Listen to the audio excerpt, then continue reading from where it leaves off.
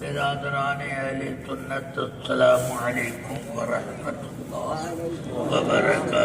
وعلیکم السلام ورحمۃ اللہ وبرکاتہ۔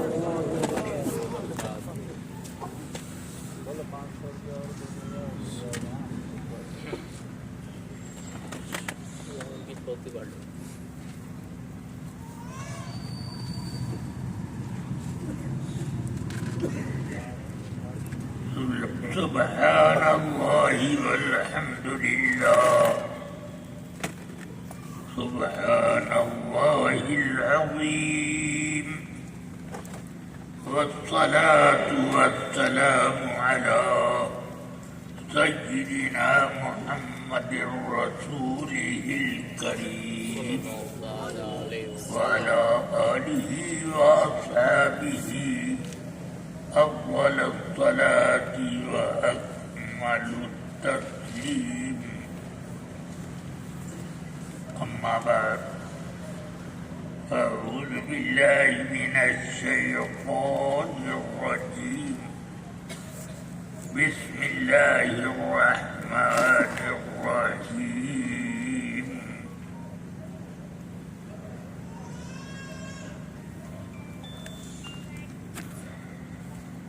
يا أيها الذين آمنوا اتقوا الله وابتغوا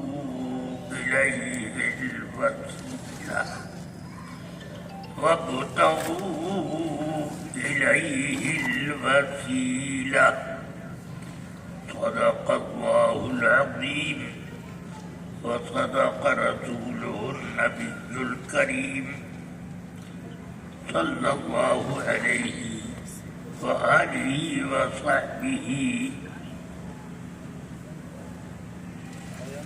وسلم أفضل الصلاة وأكمل التسليم۔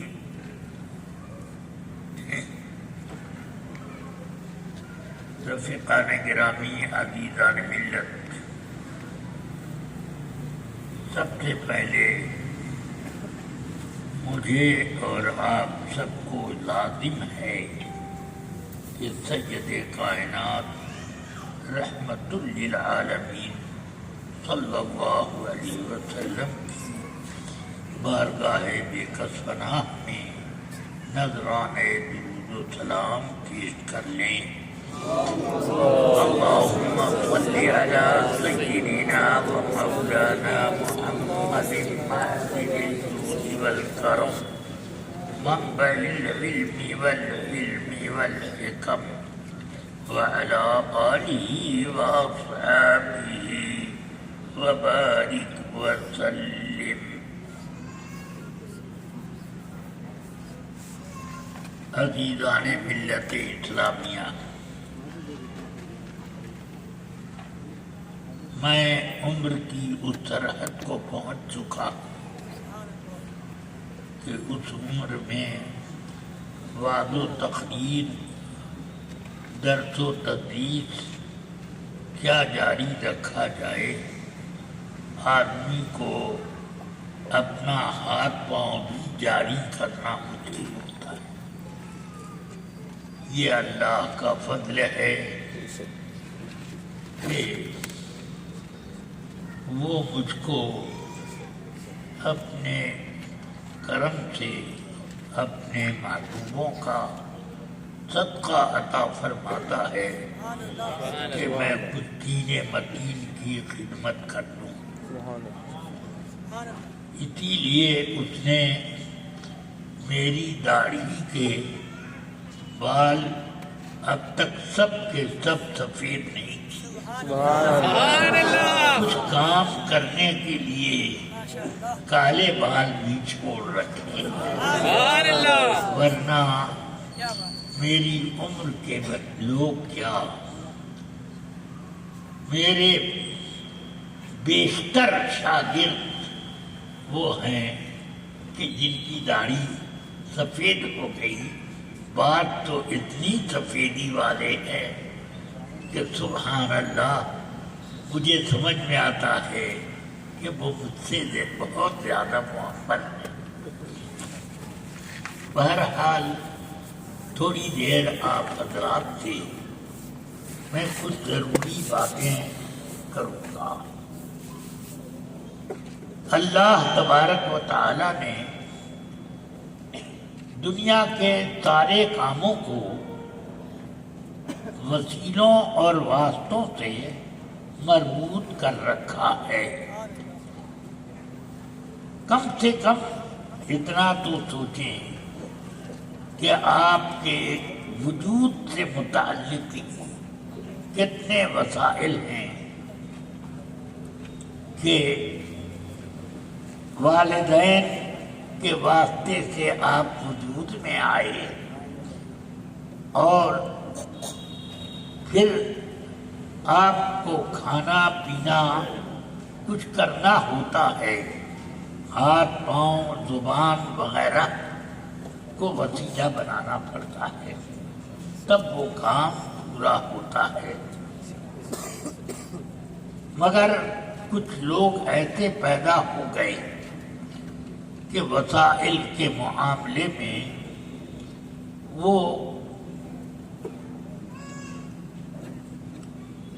شرک اور بدعت سے نیچے اترنے کو تیار ہی نہیں۔ بہرحال اللہ تبارک و تعالی نے اس دنیا کے کام کو تو چھوڑ کے دین کے کاموں کو بھی بندوں کے تک پہنچانے کے لیے کیا انبیاء کرام کو وسیلہ نہیں بنایا؟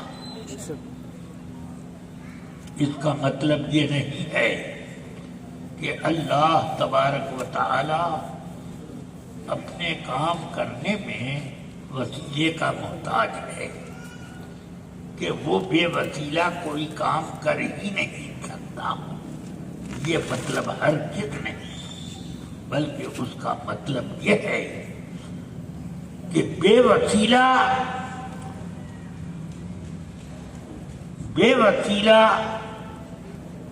کام ہوگا تو اسی وقت ہوگا جب صلاحیت ہو۔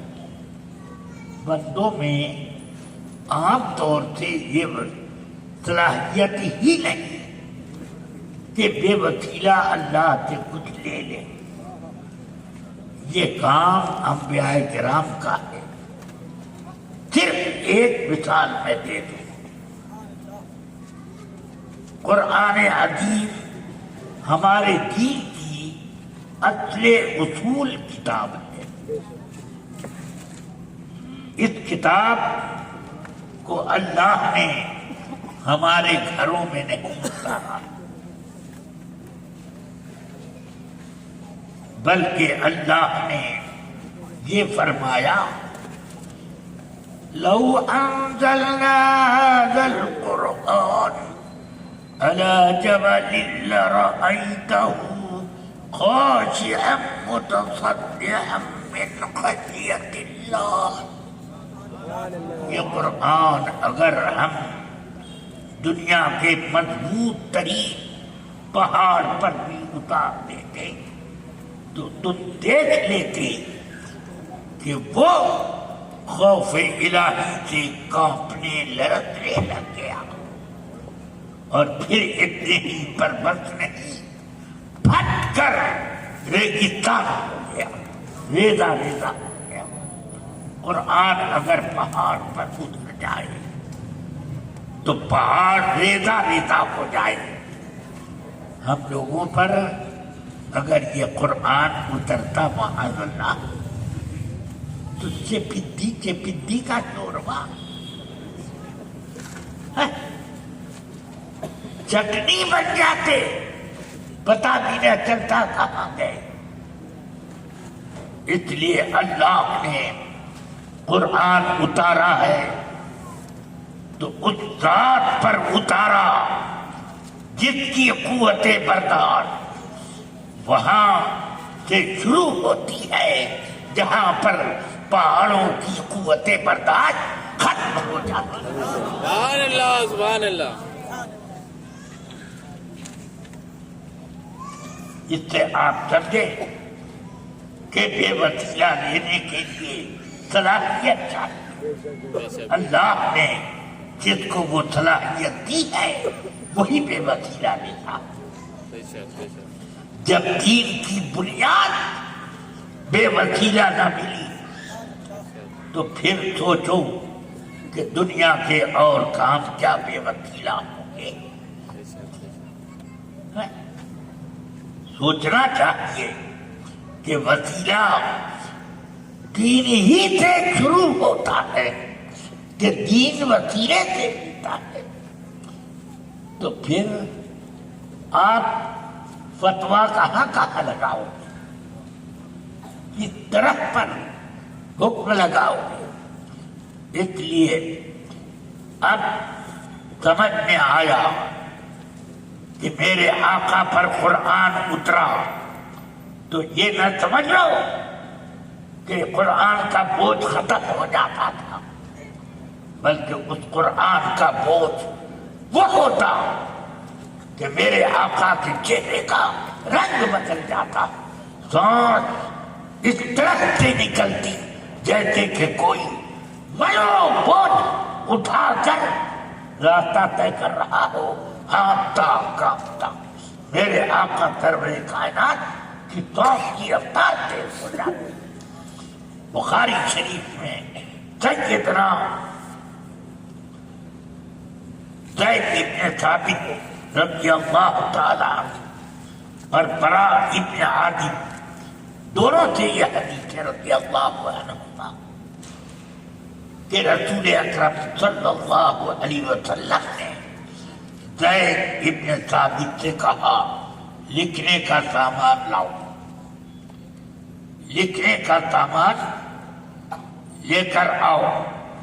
وہ قلم دوات کاغذ یا جو بھی ہڈی کا ٹکڑا یا جو کچھ رہا ہو وہ لے کر آ گئے. فرمایا یہ آیت لکھو, لا يستوي القائدون من المؤمنين والمجاهدون في سبيل الله. وہ لوگ جو گھر میں بیٹھے ہوئے ہیں اور وہ لوگ جو میدان جہاد میں گئے ہیں دونوں برابر ہیں.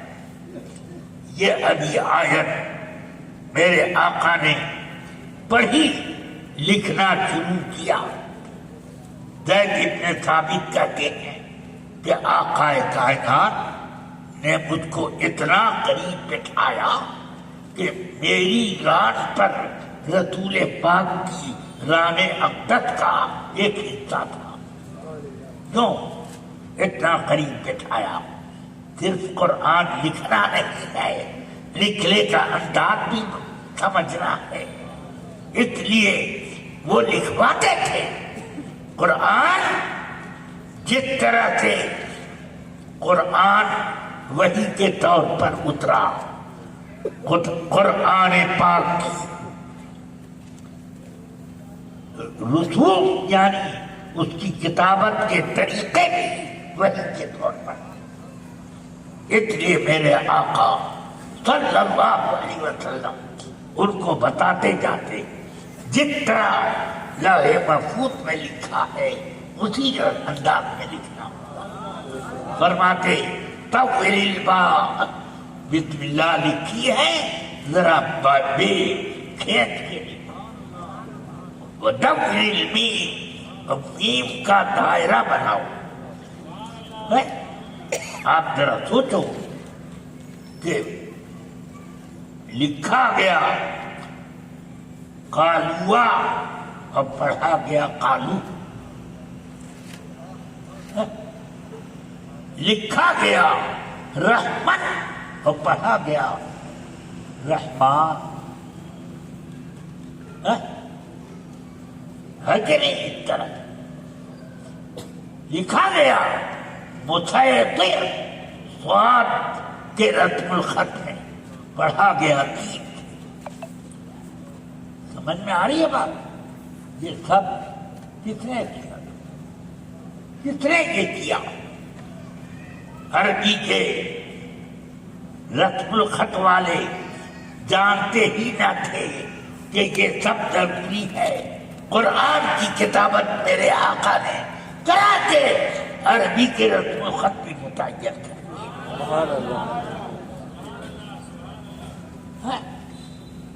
جتنے بھی آپ دیکھیں جمع کے صیغے آتے ہیں تو اس میں واو کے بعد الف آ جاتا ہے. ماضی میں جمع کا صیغہ، جمع مذکر کا صیغہ واو کے ساتھ، واو کے بعد الف بھی لکھا جاتا ہے. ضربوا، امروا وغیرہ وغیرہ الف بعد میں ضرور لکھا جائے گا، مگر وہ الف پڑھا نہ جائے گا، پڑھا نہ جائے گا. مگر جاؤ قرآن میں جہاں بھی لکھوایا میرے آقا نے وہاں الف کا پتہ ہی نہیں. اس لیے میں دیکھتا ہوں کہ عربی رسم الخط میں جب جاؤ کا صیغہ لکھا جاتا ہے تو بغیر الف. کیا اس سے یہ نہ سمجھا جائے کہ قرآن کی کتابت نے لوگوں کی کتابت کا ڈھنگ سکھایا اور اس کتابت کو میرے آقا نے بتایا. اب کتنے بڑے وہ لوگ حمار الحمر ہیں جو یہ سمجھتے ہیں کہ رسول پاک لکھنا پڑھنا جانتے ہی نہیں. معاذ اللہ، سبحان اللہ. مولا کائنات علی مرتضیٰ کرم اللہ تعالی وجہ الکریم فرماتے ہیں کہ صلح حدیبیہ کا صلح نامہ میرے آقا املا کرا رہے تھے، میں لکھ رہا تھا ھذا ما صالح قریش من محمد رسول اللہ. قریش سہیل ابن عمرو اسلمی چیخ پڑے، یہ کیا آپ نے لکھوایا اپنے نام کے ساتھ رسول اللہ؟ ہم اگر آپ کو اللہ کا رسول مانتے تو جھگڑا ہی کیا ہوتا کہ صلح نامے کی ضرورت پڑتی. آپ رسول اللہ کا لفظ مٹائیے، ہم آپ کو صرف ابن عبداللہ جانتے ہیں، اس لیے وہی لکھیے. رسول پاک فرماتے ہیں میں ابن عبداللہ بھی ہوں، میں رسول اللہ بھی ہوں. مگر قریش انکار کر رہے ہیں. علی یہ لفظ مٹا دو اور وہاں پر لکھ دو ابن عبداللہ. بخاری شریف میں یہ حدیث ہے، فرماتے ہیں کہ ابن عبداللہ لکھو وہاں. تو حضرت علی کو حکم ہوا کہ ایسا کرو، نبی کا حکم ہے. مگر لکھنے والے کی شان دیکھو، وہ کہتے ہیں یا رسول اللہ آپ کے نام کے بعد سے یہ لفظ علی نہیں مٹائے گا. میرے آقا کہتے ہیں مٹاؤ، علی کہتے ہیں میں نہیں مٹاؤں گا. کیا اس سے کچھ آداب سمجھ میں آئے گے؟ حکم اور تعدیب دونوں اگر مقابلے پر آ جائیں تو حکم کو رکھو مستقبل کے کسی موقع کے لیے اور تعدیب علیہ بتانا.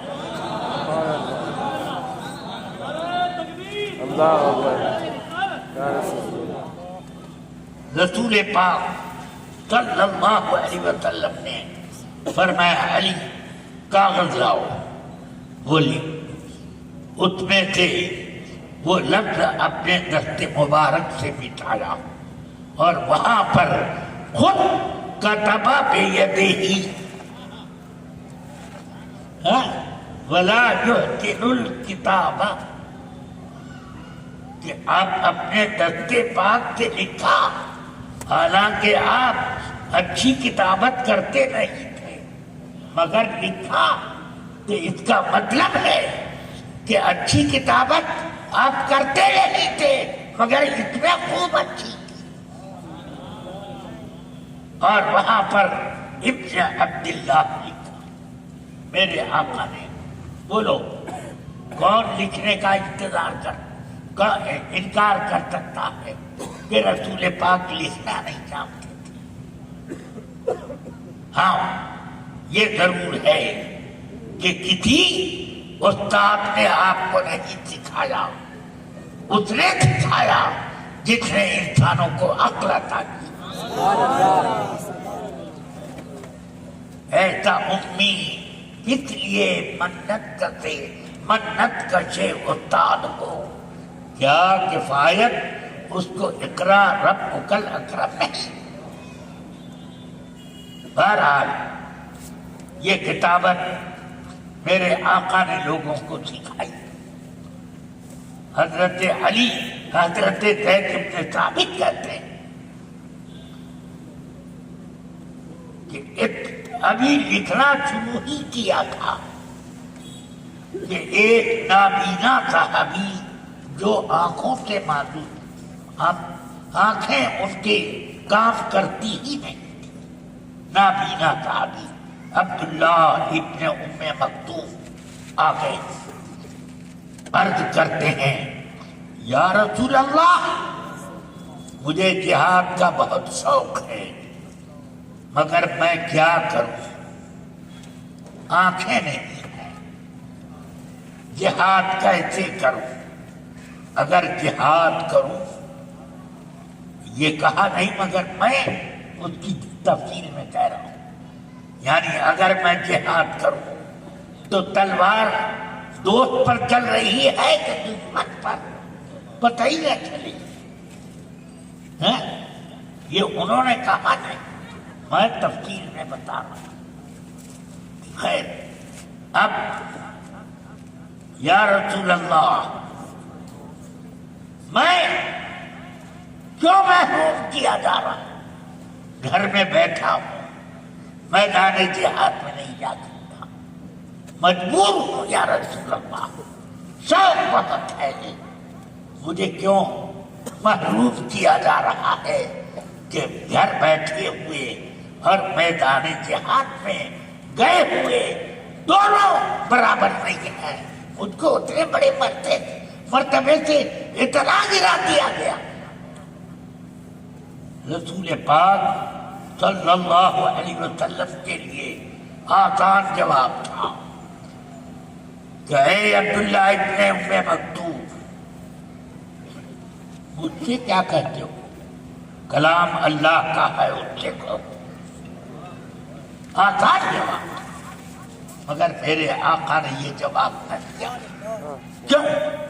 میرے آقا جانتے تھے کہ بندے کی ضرورت جب اللہ کے ہو تو وہ اللہ کے محبوب سے پیش کرے، وہی پیش کرے تب پوری ہو۔ سمجھ گئے؟ تو فرماتے ہیں انہوں نے جیسے ہی کہا تو ضرور رسول پاک کے دل میں بھی کوئی خیال آیا ہوگا کہ یہ بات صحیح کہہ رہا ہے، تو اس لیے فرماتے ہیں اچانک رسول پاک سانس بہت تیز آمد و رفت اس کی شروع ہوئی، یہ جیسے ہانپتا ہے آدمی ویسی سانس ہو گئی، چہرے کا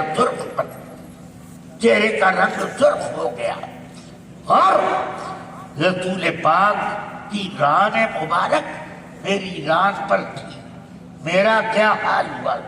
فرماتے ہیں بخاری کے الفاظ ہیں وَقَادَتْ فَخِذِي أَن تُرَوَّى، قریب تھا کہ میری ران کی ہڈی چکنا چور ہو جائے۔ وہی کس پر اتر رہی ہے؟ زید بن ثابت پر۔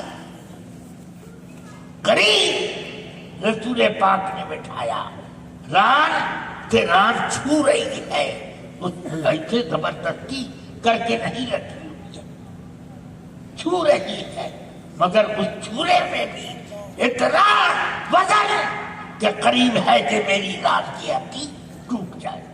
تو اب ذرا سوچو کہ رسول پاک پر کتنا وزن آیا۔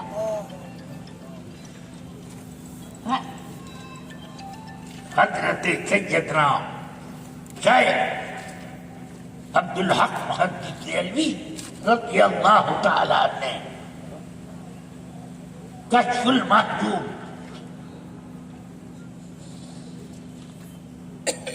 الی دیار المحبوب نام کی ایک کتاب لکھی، جس میں مدینہ پاک کی مسجدوں زیارت گاہوں کی تفصیلات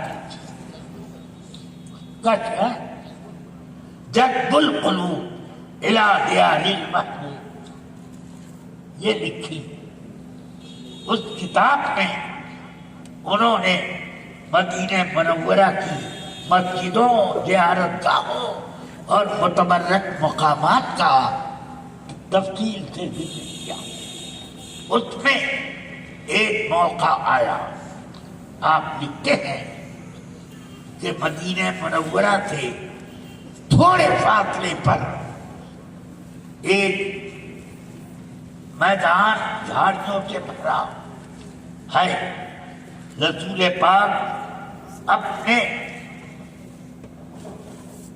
بغلہ دراز گوش جس کو خچر کہتے ہیں، مگر میں رسول پاک کی سواری کو خچر نہیں کہتا، ہاں میں اس کو دراز گوش ہی کہوں گا۔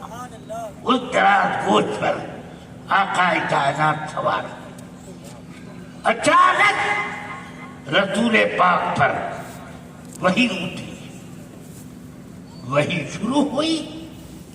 اس دراز گوش کا پاؤں اتنا پتھر کی چٹان پر تھا، وہ اندر گھس گیا۔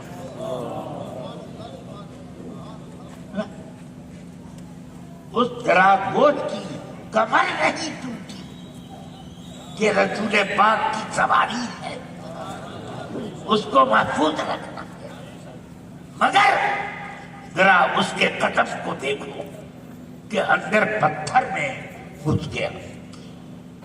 اس جگہ ایک مسجد بن گئی، مسجد بغلہ، خچر والی مسجد، مسجد بغلہ۔ تو وہ مسجد بغلہ 1966 میں جب میں گیا تھا، میں نے لوگوں سے پتہ چلایا مسجد بغلہ کدھر ہے کدھر ہے کدھر ہے، معلوم ہوا۔ میں چلتے چلتے گیا، اس مسجد تک ایک خستہ حال چھوٹی سی مسجد مجھے ملی۔ اس کے دروازے پر میں ادھر ادھر چٹان میں دیکھ رہا ہوں، ایک گڈھا اتنا گہرا تھا، اس میں کچھ شکر کے دانے ملے، کچھ اور چیزیں ملی۔ میں سمجھ گیا کہ لوگ آتے ہیں اس میں شکر ستو جو چیز ہو وہ ڈال کر کے تبرکت لے کے جاتے، کہ رسول پاک کے قدم اگر چلے پڑے، مگر جس سواری پر تھے اس سواری کا قدم اس میں تھا، نشان قدم موجود ہے۔ میں نے کہا یا اللہ، پہلے سے مجھے اس کی خبر ہوتی کہ وہاں تبرک لیا جاتا تو میں بھی کچھ انتظام سے آتا۔ میں نے اپنا امامہ اتارا، اسے ملا، میں نے ادھر ادھر سے دھول لی، وہ اس میں ڈالی، اور اس کو لے کر میں نے اپنے رومال کے ایک کونے میں باندھ لیا۔ چلو یہی تبرک لوگوں کو دکھاؤں گا۔ اب ذرا سوچو وہی کا وزن کتنا ہوتا ہے، جس پر آتی ہے وہ جانے، مگر جس پر آئی نہیں وہ اس سے متصل ہے تو اس کا وزن ہے۔ اب پہاڑ کی چٹان، ایک سخت چٹان کتنی آسانی سے موم بن گئی. ذرا سوچے آج، یہ میرے آقا سرور کائنات پر وحی کا وطن.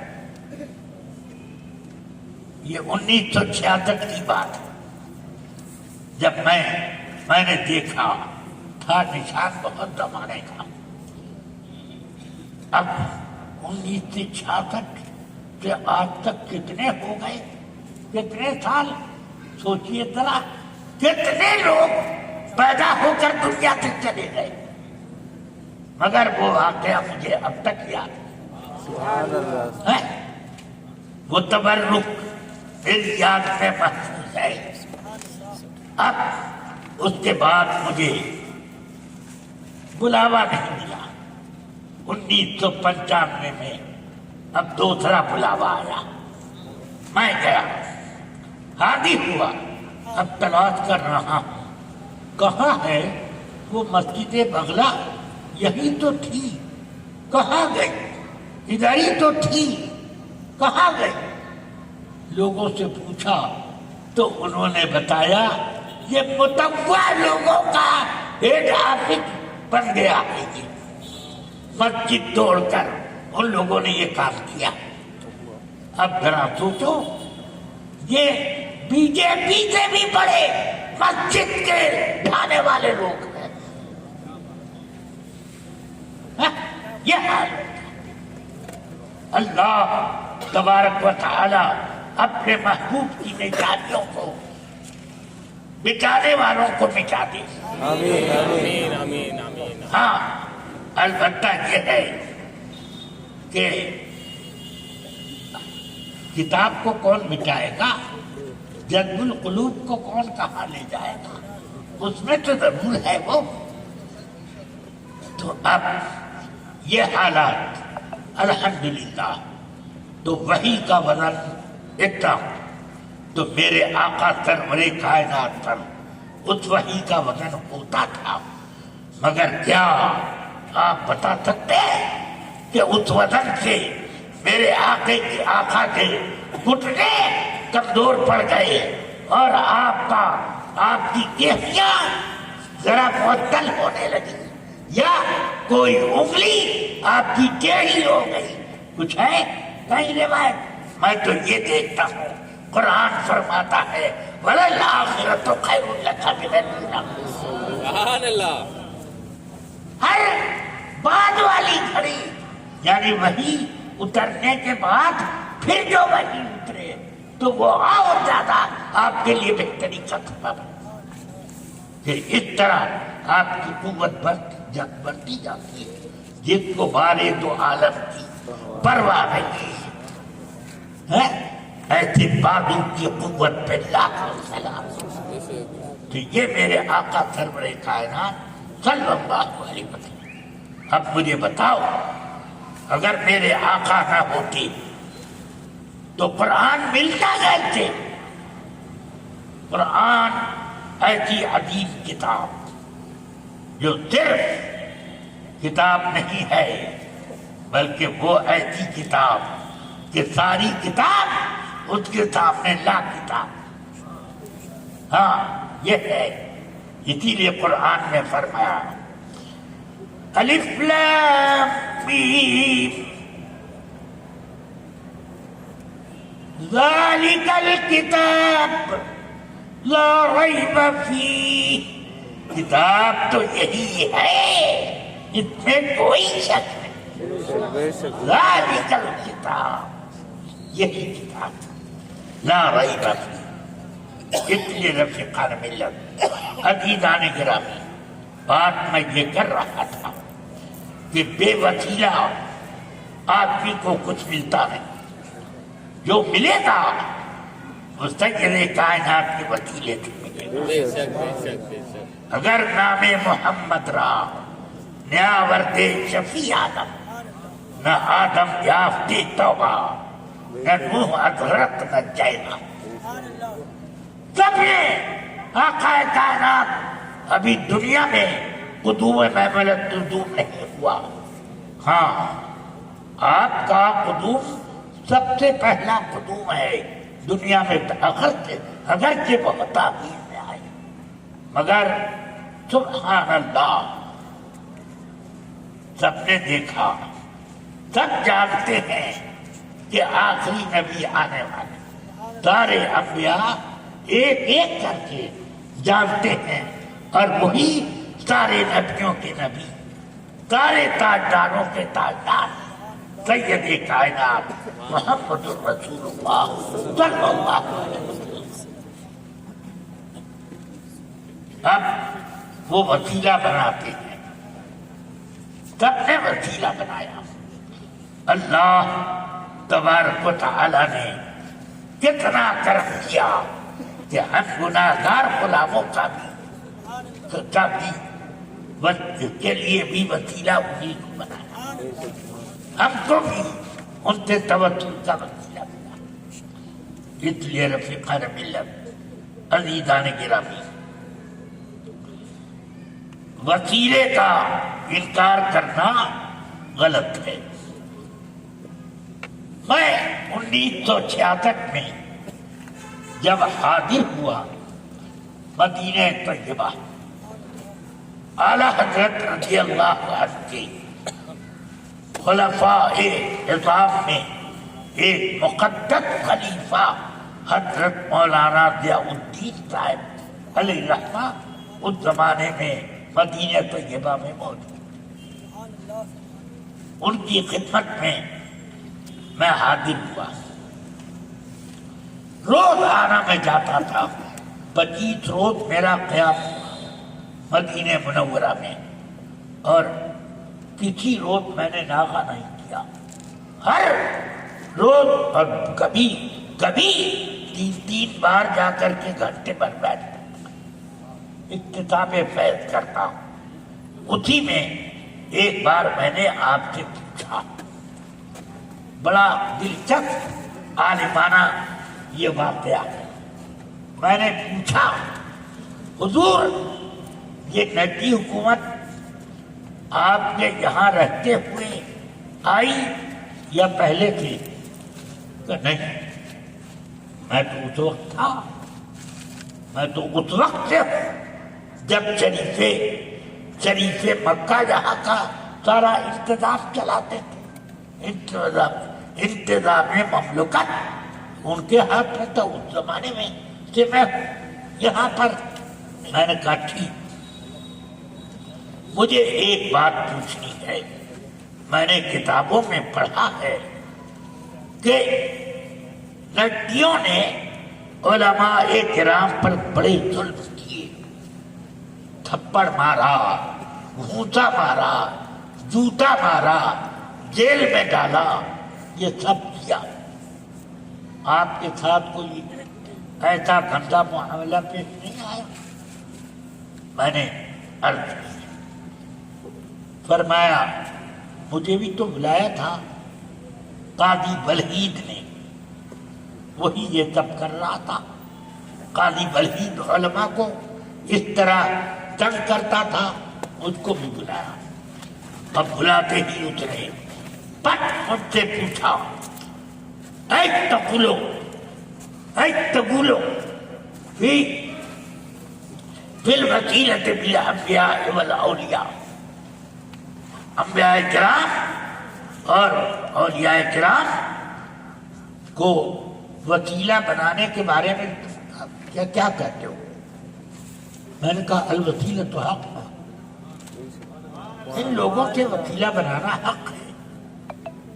تو اس نے چھٹ کہا، کیف تقول وقال اللہ تعالی یا ایھا الذین آمنوا اتقوا اللہ وابتغوا الیہ الوسیلہ ای العمل الصالح۔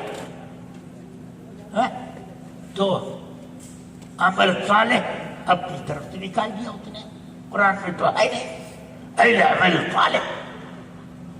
تو فرماتے ہیں میں نے فوراً اس سے کہا اب غیبی تعین کرا دیکھو اور عالمانہ جواب دیکھو۔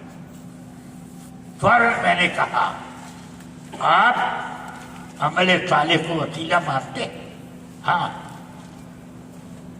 آپ کا یہ وسیلہ یعنی عمل صالح نیکیاں مقبول ہیں یا نہیں، یقین سے کہیے گا ہاں کہ نرجو، امید ہے کہ نرجو نہیں، امید تو ادھر ادھر دونوں ہو جاتی ہے، تو اس لیے یقین سے بتائیے کہ آپ کا عمل صالح اللہ کے ہاں مقبول ہے کہ نہیں؟ تو اس نے کہا نرجو نرجو، پھر میں نے وہی کہا تو اس نے گردن جھکا دی، کہنے لگا بھائی کیسے ہم اپنے عمل صالح کو یقین سے بتا دیں کہ اللہ نے قبول کر لیا؟ ہاں، امید اس کی رحمت سے ہم کو ہے کہ وہ ضرور قبول کرے گا۔ تو کہتے ہیں بس اتنا ہی جیسے اس نے کہا، میں نے کہا آپ نے وسیلہ بنایا جس کے مقبول ہونے میں شک ہے شبہ ہے، اور ہم لوگوں نے اس کو وسیلہ بنایا جس کے مقبول ہونے میں کوئی شک کرے تو کافر ہو جائے۔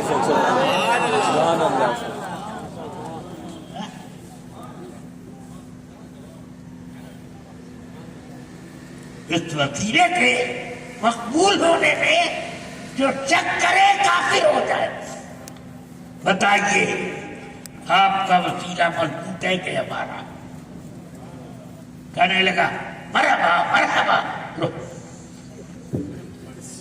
بس اتنا ہی ہوا۔ اس لیے میں عرض کرتا ہوں کہ وسیلہ کے بغیر کام چلے گا نہیں۔ دنیا وسیلے تلاش کرتی ہے، کبھی نہیں بلکہ اکثر وہ وسیلے اختیار کیے جاتے ہیں جن سے کام ہونے کی کوئی امید نہیں، مگر وہ امید مانگے ایسے وسیلے بھی اختیار کرتے۔ میں ان وسیلوں کی تفصیل نہیں بتاؤں گا، ہاں، ورنہ ارے بڑے بڑے فتنے لگانے والے لوگ بھی ہیں، ہاں، تفصیل نہیں بتاؤں گا، مگر یہ بولو کہ ہم نبی پاک کو وسیلہ بناتے ہیں، دیر ہو سبیر ہو جو بھی ہو کام ہمارا بنتا ہے، بس وسیلہ مقبول اختیار کرو۔ اسی لیے قرآن حکیم نے فرمایا کہ اللہ کی بارگاہ کے لیے وسیلہ اختیار کرو۔ تو اب یہ لوگ کہتے ہیں کہ عمل کو اعمال صالحہ اس کو بناؤ وسیلہ، اور ابھی میں نے بتا دیا کہ اس کے مقبول ہونے میں شبہ ہے، تو اس لیے اس کو کیا وسیلہ بنائے؟ بس ہم نماز پڑھتے ہیں، روزہ رکھتے ہیں، حج کرتے ہیں، عمرہ کرتے ہیں، زکوٰۃ دیتے ہیں، سچ بولتے ہیں، وعدہ فائی کرتے ہیں، لوگوں سے ہمدردی رکھتے ہیں اور لوگوں کو ہدایت کا راستہ بتاتے ہیں، مگر یہ سمجھ کر یہ سب کام کرتے کہ یہ ہمیں کرنا ہی کرنا ہے، جس طرح سے ہمیں کھانا کھانا ہے، جس طرح سے ہمیں پانی پینا ہے، اسی طرح سے یہ بھی ضروری ہے۔ سمجھ میں آیا؟ یہ سمجھ کے ہم نہیں یہ سب کام کہ اس کے بغیر ہماری آخرت بنے گی نہیں، بلکہ میرے آقا تو فرماتے ہیں، بخاری شریف میں ہے، لا يدخل الجنة احد الا برحمت اللہ، جنت میں اللہ کی رحمت کے بنا کوئی جائے گا ہی نہیں۔ عمل کی بنیاد پر جو جنت تلاش کرتے ہیں بہت تیرا بے وقوف ہے۔ عمل اللہ کا فریضہ ہے، کرو، اور جنت رحمت الہی سے ملے گی۔ صحابہ نے پوچھا کہ کوئی جنت میں بغیر اللہ کی رحمت کے جائے گا نہیں. ولا انت یا رسول اللہ, آپ بھی نہیں جائیں گے بغیر رحمت کے. فرمایا ولا انا, ہاں میں بھی نہیں جاؤں گا. کیا مطلب؟ مطلب یہ ہے کہ میں اسی لیے سے جاؤں گا کہ اللہ کی رحمت للعالمین, اس کی سراپا رکھا تم میں, اس لیے میں جنت میں جاؤں گا. اور جنت میں جاؤں گا ہی نہیں, لے جاؤں گا. سبحان اللہ. سب کو جن کو جنت میں جانا ہے سب سے پہلے میں اپنی امت کو لے جاؤں گا, اس کے بعد دوسری امتوں کا. یہ ہے میرے آقا رحمت للعالمین ہے, یہ کیوں کہتے ہیں؟ سمجھ میں آئی بات؟ اس لیے رفیقان گرامی, عزیزان ملت, وسیلہ اختیار کرو خاص طور سے دین کے لیے. دین کا معاملہ اپنی عقل سے طے مت کرو, بلکہ اس میں تم فقہائے کرام, مفتیان عظام, ان کی طرف مراجعت کرو, کیونکہ یہ رسول پاک کے بعد ان کو رسول پاک نے اپنا نائب بنا دیا ہے. فرماتے ہیں کہ انما العلماء ورثۃ الانبیاء, علماء ہی انما کے ساتھ ہے, علماء ہی انبیاء کے وارث ہیں.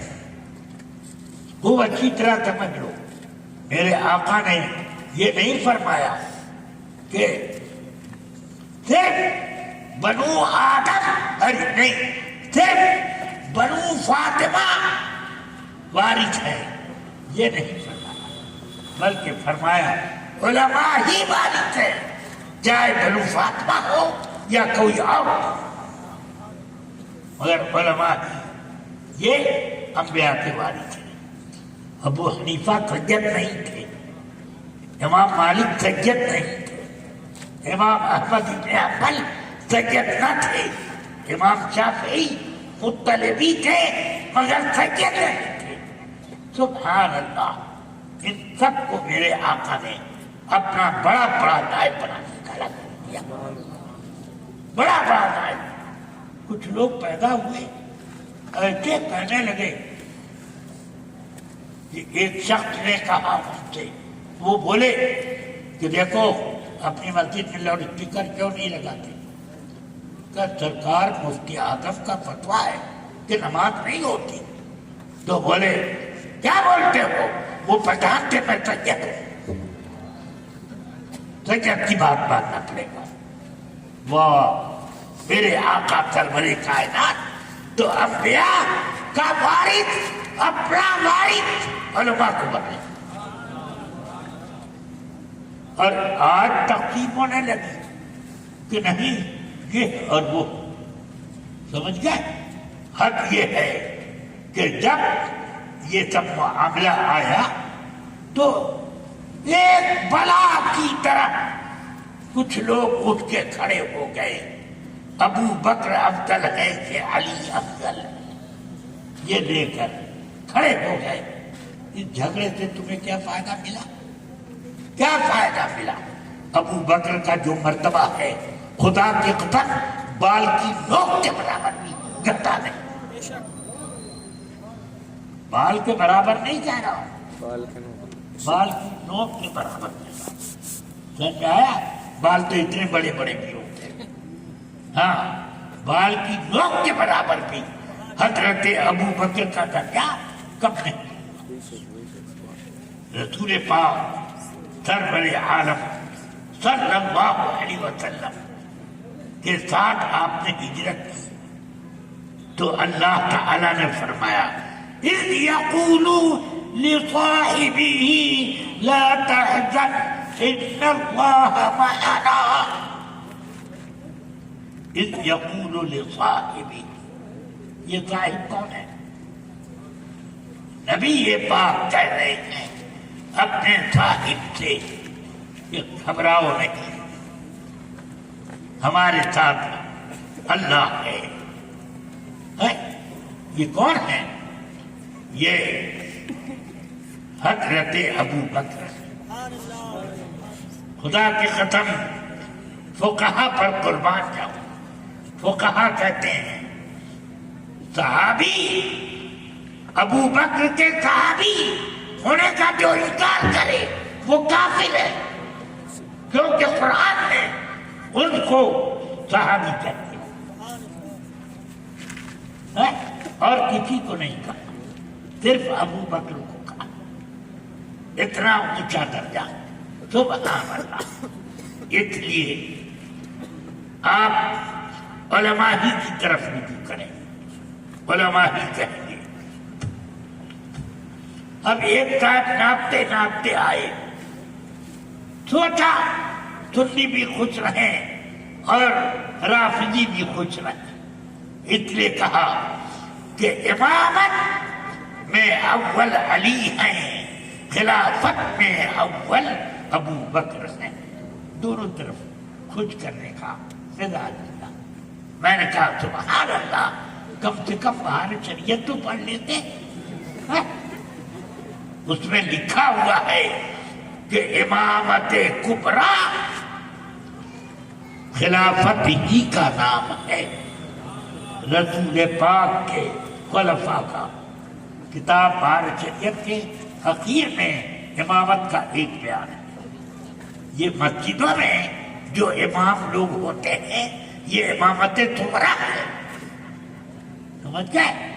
اور وہ امامت کبریٰ ہے جو سیدنا ابو بکر صدیق کو حاصل،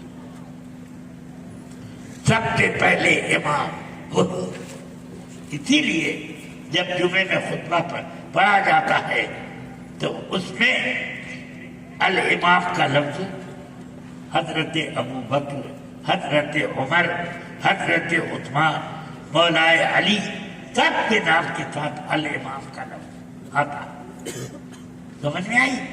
بہرحال میں نے وقت زیادہ لے لیا، مجھ سے تو کہا گیا تھا کہ 9:30 بجے جلسہ ختم ہوگا، مگر یا اللہ مجھے بھی لوگ 9:30 بجے نہیں لائے تو جلسہ کیا ختم ہوتا۔ بہرحال میں اتنا کہہ دیتا ہوں اور اس کو خوب اچھی طرح سمجھ لیں کہ اللہ تک پہنچنے کے لیے آپ کو وسیلہ چاہیے، وابتغوا الیہ الوسیلہ۔ وسیلہ ہر ایک کو نہ بناؤ، بلکہ وسیلہ کیسا ہونا چاہیے۔ اس حدیث کی، اس آیت کے بارے میں ایک حدیث سنی ہے۔ حاکم نے مستدرک میں ایک حدیث تخریج کی اور اس کو کہا صحیح علی شرط الشیخین۔ ذہبی نے مستدرک کی تلخیص خلاصہ جمع کیا، اس میں وہ حدیث تخریج کی۔ تخریج کرنے کے بعد وہ ذہبی کہتے ہیں صحیح، یہ حدیث بالکل صحیح ہے۔ سمجھتے ہیں؟ میں نے ذہبی کا نام اسی لیے لیا کہ وہ ابن تیمیہ سے بہت زیادہ متاثر ہے، ہاں، تاکہ یہ معلوم ہو جائے۔ چلو، تو ذہبی نے کہا صحیح حدیث صحیح۔ وہ حدیث کیا ہے؟ کچھ لوگوں نے حضرت حذیفہ ابن الیمان صاحب سر رسول اللہ صلی اللہ علیہ وسلم، جو رسول پاک کی سر یعنی بھید والی باتوں کو پوچھ پوچھ کر یاد رکھتے، قیامت تک کیسے کیسے فتنے پیدا ہوں گے وہ حضور سے پوچھ پوچھ کر سب یاد کرتے تھے۔ اس لیے صحابہ اس کو کہتے تھے صاحب سر رسول اللہ، رسول پاک کے چھپے ہوئے علم کے یہ امین ہیں۔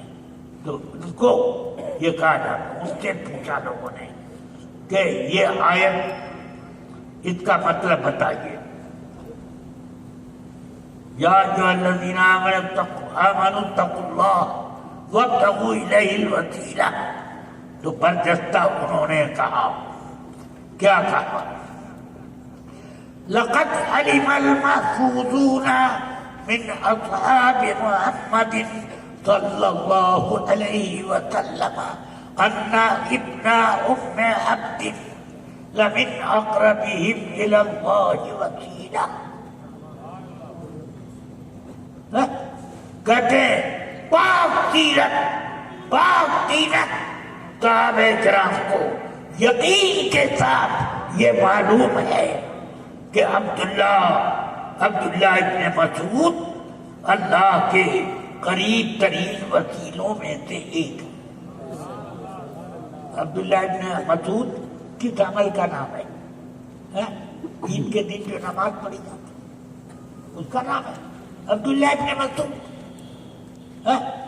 ابن ام عبد کس کو کہتے ہیں؟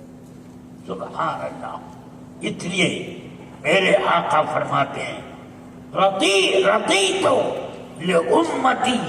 ما رضی بہ ابن ام عبد، میں اپنی امت کے لیے وہ کام پسند کرتا ہوں جو کام عبداللہ ابن مسعود پسند کر لے. اب ہمارے امام، ساری دنیا کے امام ابو حنیفہ کی فقہ کا زیادہ حصہ عبداللہ ابن مسعود ہے.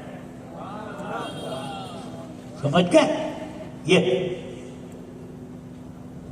تو اس لیے اب یہ بتایا کہ وہ قریب ترین وکیلوں میں سے ایک.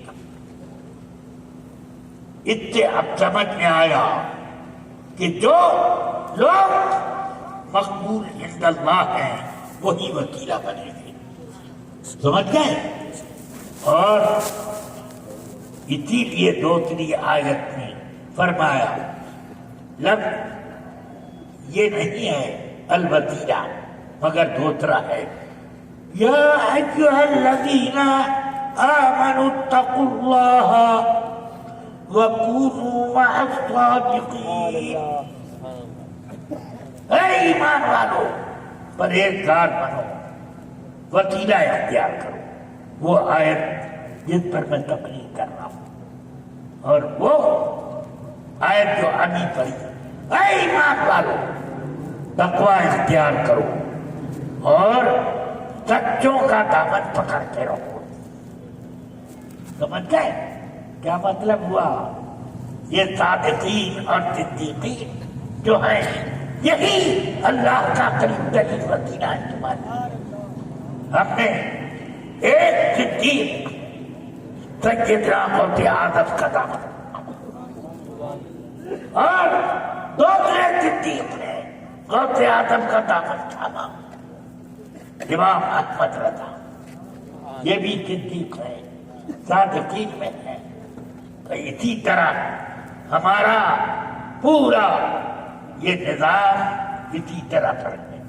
ہم کسی تھے غیر نتو غیرے تھے، شریعت کا مسئلہ نہیں پوچھتے، وہی دیکھتے جس کے اندر اہلیت ہے سچائی کی انہیں کو تلاش کرتے ہیں اور ان سے ہم مسائل دریافت کرتے ہیں. اس زمانے میں ایک بزرگ شخصیت تاج شریعہ نام کی، وہ صادقین میں ایک تھے. اس لیے جس نے ان کا دامن تھام لیا مضبوط وسیلہ پکڑ لیا. سمجھ میں؟ ہاں اب ایسے یہ ہونا چاہیے. اسی بنا پر اور ترمذی شریف کی ایک حدیث میں فرمایا، ابواب الجمعہ میں یہ حدیث ترمذی میں ہے، سیدنا عمر فاروق رضی اللہ تعالی عنہ نے اعلان فرمایا ہمارے بازاروں میں وہی آئے جو دین کا فقیر ہو، یعنی جو مفتی ہو وہی بازار میں آئے، بیچنے والا وہی، خریدنے والا وہی. سمجھ گئے؟ مگر آج تو ایسا زمانہ آیا کہ اسٹیج پر بھی جو چاہتے آ جاتا، اب ایسا عالم ہو گیا۔ تو اس لیے آج فرق کرنا عالم اور غیر عالم کا بڑا مشکل ہو گیا، اس لیے اب کھرچ کر کے دیکھنا چاہیے، اور اس کی ذمہ داری صرف میری نہیں ہے، آپ کی بھی۔ اللہ تعالیٰ سے دعا کرتا ہوں اللہ ہم سب کے لیے مضبوط وسیلہ مہیا فرماتا رہے۔ تو صلی اللہ تعالیٰ علی النبی الکریم وآلہ وصحبہ اجمعین برحمتک یا ارحم الراحمین۔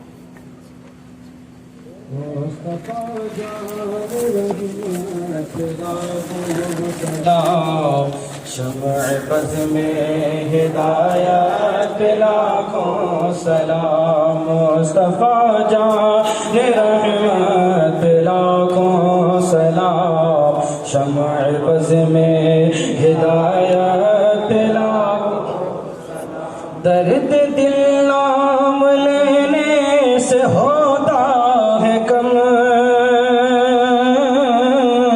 اس لیے نام آقا کا لیتے ہیں ہم، اس لیے نام آقا کا لیتے ہیں ہم، جھوم کر لکھ رہا ہے رضا کا قلم، شہر یار ارم تاجدار حرم، نوبہار شفاعت پہ لاکھوں سلام، مصطفیٰ جان رحمت پہ لاکھوں سلام، شمع بز میں ہدایت پہ لاکھوں سلام، غوث اعظم نے مردوں کو زندہ کیا، ایک عجوبہ زمانے کو دکھلا دیا، ایک عجوبہ زمانے کو دکھلا دیا، آج بھی لوگ کہتے ہیں صد مرحبا، غوث اعظم امام تو قابل نقا، جلوہ شان قدرت پہ لاکھوں سلام، مصطفیٰ جان رحمت پہ لاکھوں سلام، شمع بز میں ہدایت پہ لاکھوں سلام، کہکشاں نے جو دیکھا تو شرما گئی، کتنی نورانی صورت ہے سرکار کی، کتنی نورانی صورت ہے سرکار کی،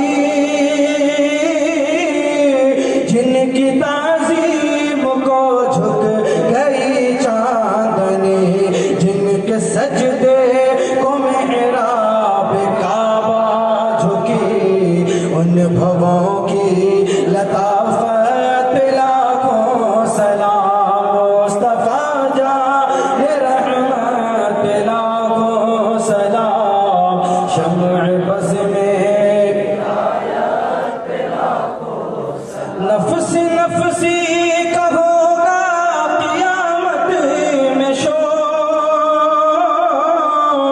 جب کسی کا کسی پر چلے گا نہ زور، جب کسی کا کسی پر چلے گا نہ زور، ان کے ہاتھوں میں ہوگی شفاعت کی ڈور، تاج محشر میں جب ان کی آمد ہو اور بھیجے سب ان کی شوکت پہ لاکھوں سلام، مصطفیٰ جان رحمت پہ لاکھوں سلام، شمع بز میں ہدایت پہ لاکھوں سلام، جب میں پہنچوں دیار حبیب خدا،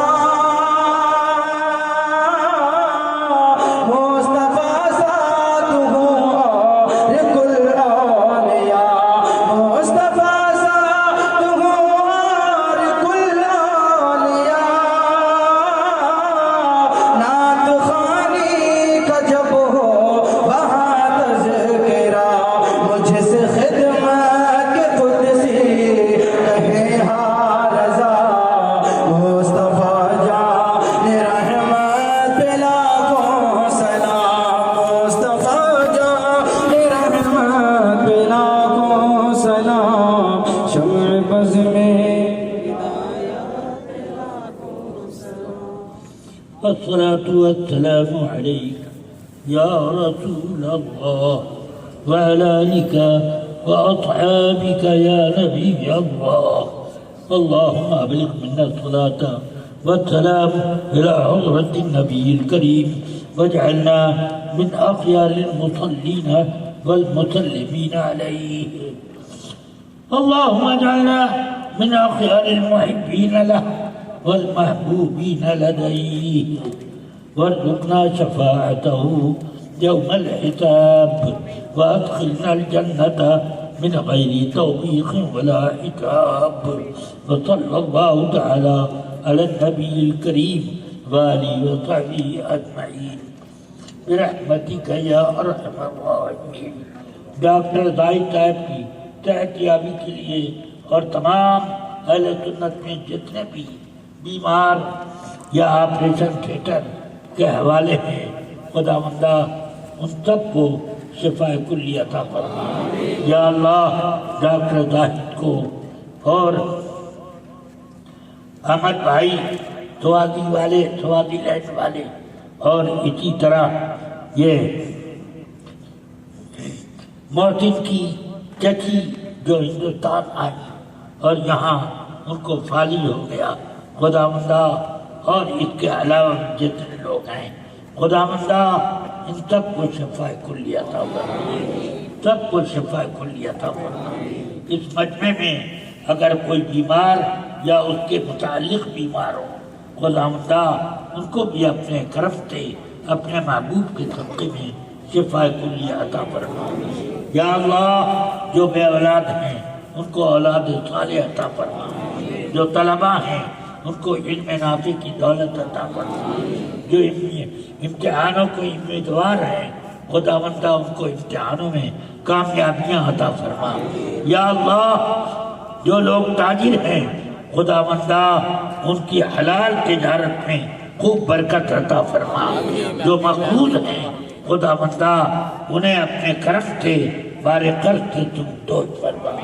یا اللہ جو بچے بچیاں رشتے کے لیے انتظار میں ہیں کریمہ اپنی تائید غیبی تھے ان کے لیے مناسب موافق رشتوں کا اہتمام فرما دے. الہی غیر گردانی یا رب العالمین تمام عالم کے مسلمانوں کی تو حفاظت فرما. یا اللہ فلسطین کے مسلمانوں کی جان مال اور ان کے بچوں اور بچیوں اور ان کی عورتوں سب کو یا اللہ اپنی حفاظت میں رکھ خیر و برکت عطا فرما. ظالموں کو کیفر کردار تک اللہم ربنا آتنا من لدنک رحمہ وہیئ لنا من امرنا رشدا. یا اللہ بہکانے والوں سے ہم سب کو محفوظ رکھ اور ہم سب کو حضرت امام احمد رضا سے جوڑ کر رکھ اور یا اللہ اسی مطلب پر ہم سب کو صحت ایمان کے ساتھ حسن خاتمہ عطا فرما. الہی خیر گردانی واقعی شاہ جنانی ربنا تقبل منا انک انت السمیع العلیم